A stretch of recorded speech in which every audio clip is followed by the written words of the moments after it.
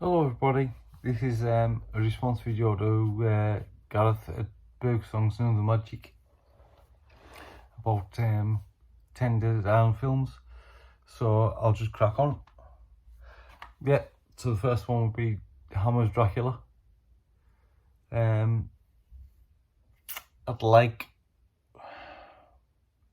love Hammer, but out of the first three, like of their Mummy, Frankenstein, it would have to be Dracula, because I mean the ending is just fantastic with the curtains. Cushing's probably one of my favourite actors of all time. And if like I had to pick a Cushing film, it would be Cash on Demand, because that's an under appreciated Hammer film. But like, you know, Dracula, I mean, it's iconic. The other one would be really easy, because I mean it's like perfection as a film, and that would be Jaws. I mean, Steven Spielberg's second feature.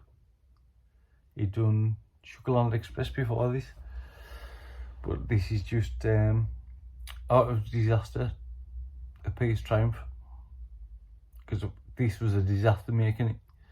The Robert Shaw speech about Indianapolis and stuff is just masterful, and John Milius wrote pretty much all of that. But the way Robert Shaw says it, the way all the actors are there in the boat, just yeah. I mean, you need it if you don't like that film. My third one would be, and I could watch this over and over again, not my favourite Sergio Leone film. That would be Good, the Bad and the Ugly. Now I'm doubting myself. Anyway, Once Upon a Time in the West. The opening scene is just amazing. With the it just sounds absolute sounds. It's like silent cinema with Goodman, and then after that it's the panning shot that goes over and into the town, and Ennio Morricone's music makes me cry every time. The next one would be, and I could pick several one of these films, of these two-person films, I should say, and that would be Michael Powell and Eric Pressburger's The Life and Death of Colonel Blimp. Everybody talks about Red Shoes, and which are all absolute bloody masterpieces, by the way. I got that one as well. I've got the box set up there of all the other films. I Know Where I'm Going is a great film, but this, for some reason, I don't know, Roger Livesey in this as Blimp, who talks like that a bit. But like Anton Walbrook's, there's one scene with Anton Walbrook where he's talking about how his son has been convinced that the Nazis are good, and he's coming to England to try and get away from it all. And it's just one of the most heartbreaking scenes in a film ever made. Beautiful. And Churchill tried to have it banned, by the way, in 1943. It was made in 1943, and Churchill tried to have it banned because he was like, it's not good for morale. When, it's absolutely a beautiful film for why we shouldn't be fighting, if that makes sense. Here's one, I haven't even opened it yet. I haven't even opened it, but I've seen it about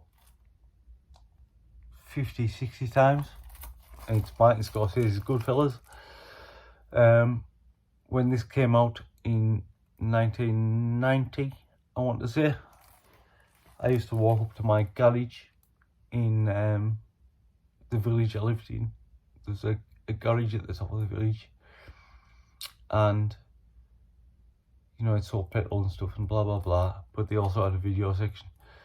But after the first time I saw this,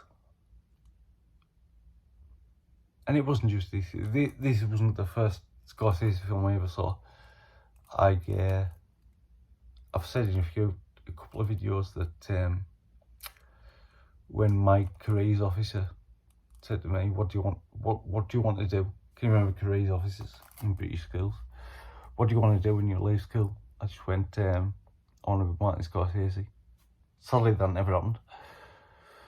But yeah, I used to walk up to the garage in my village every Friday night to rent this out. And they used to actually put it behind the counter. And you used to just go, oh, here's Philip. There you go. I used to watch it every Friday night because it's pure cinema.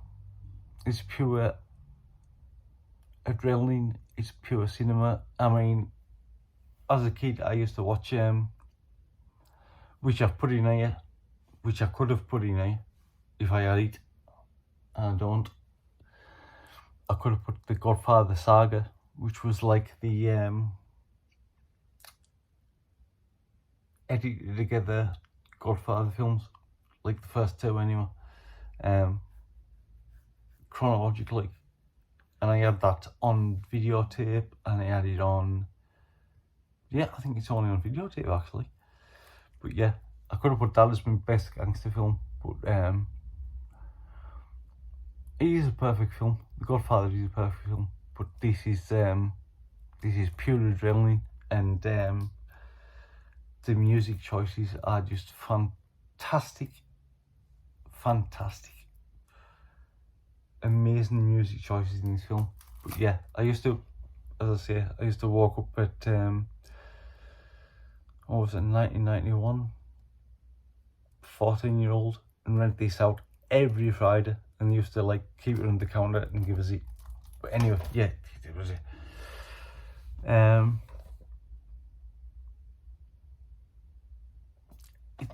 This has took me a lot, but like Excalibur, John Bowman. I mean, I love John Bowman anyway. I think like you know, you've got all these directors now, like Spielberg with The Fabelmans. You've got Sam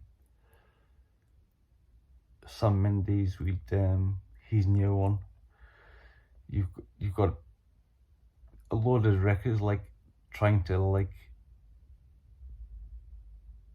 do their autobiography of film. And Bowman's, I think, is the best ever. It's not this film, but Bowman's, I think, is Hope and Glory. I think is one of the best films about growing up and discovering who you are ever. But Excalibur is like operatic. I mean, obviously it's the King Arthur tale, but it's operatic. The cinematography is astounding. All the actors are like young actors who weren't really known. I mean, you've got like Liam Neeson's first performance in there before he went like, I will kill you. All that bollocks. Helen Mirren's in there. I won't go through the actors, but like, I think it's the best Arthurian film put on film. To repeat myself, it's the best Arthurian version. Well, this and Disney's Sword in the Stone, which was my favourite as a kid. Next, right, I could just pick this entire box set. But I won't.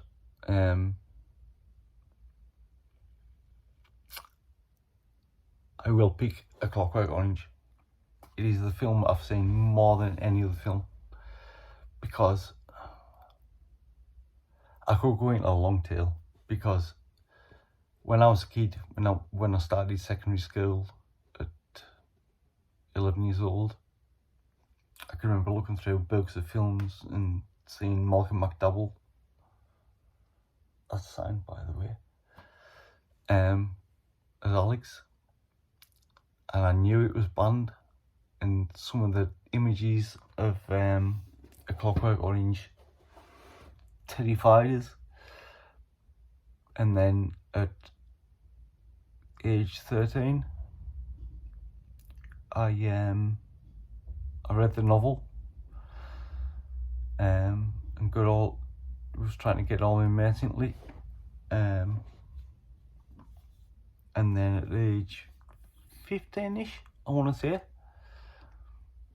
I went to a record fair with mates I was with, and I bought a bootleg video of A Clockwork Orange, and it was shocking quality, absolutely shocking quality.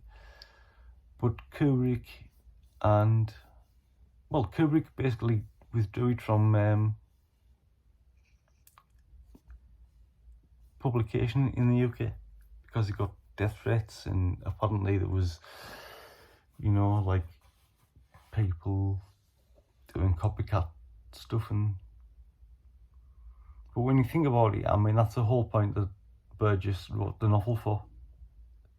His wife had been raped and beaten by 4 GIs in World War II, and that's why he wrote the novel. And it's all about free will and stuff. But yeah, it was banned, so I bought a bootleg copy when I was in my early teens. And then in 1999, it was finally given a release again in the UK cinemas, and I went with my fiance at the time to see it on the cinema. And I can remember people sitting there in the cinema who didn't understand it. But anyway, Clockwork Orange. I could go on all day about it, but I won't. But it would either be that, if I was on Desert Island, it would either be that or Barry Lyndon, because that's the least version, it's the least I've seen of a Kubrick film. I've watched it twice, and it's 3.5 hours long. It's beautiful, totally beautiful. But anyway, Clockwork Orange would be my next choice. My next choice, and this is a director I haven't seen. Well, I hadn't watched until about 4 years ago. And he was always one of them directors that he's always on the best of all time, and it's kind of ticking off one of them you should have seen but you haven't seen, and I hadn't seen.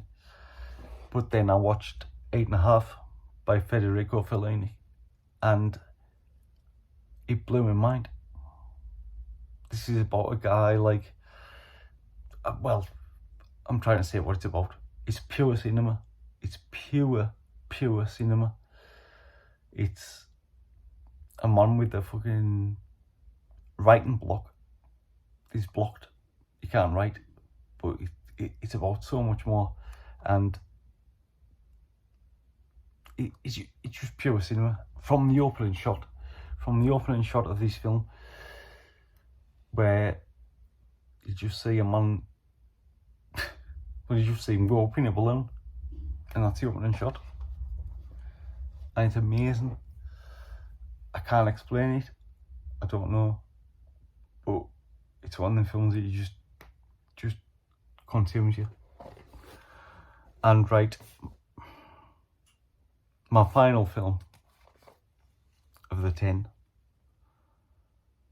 is an easy choice, because even the screenplay is one of the best novels I've ever read, because the way it's written, not just the dialogue, because when you think of a screenplay, dialogue, you know. He said this, he said this, he says this, he says this. It's the way he describes in the screenplay. So like interior, night, whatever. And it's what he does after that is brilliant. And I think it's one of the funniest films of all time. I think it's one of the most emotional films of all time.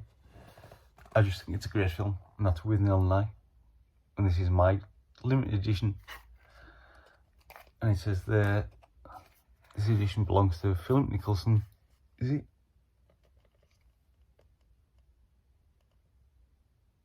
Yeah. It's 138 of 200. And it's a slip box. But With Nil and I, to me, is just, and I mean, I live about 20 miles away from where it was shot. And the whole, I mean, Bruce Robinson's, it's one of my favourite books, Smoking in Bed, about how he writes screenplays. And but yeah, so it's got the DVD, the Blu-ray, and it's got his second film, How to Get Ahead in Advertising, which is an absolute takedown of Thatcher's Britain, which is hilarious and doesn't get mentioned anywhere.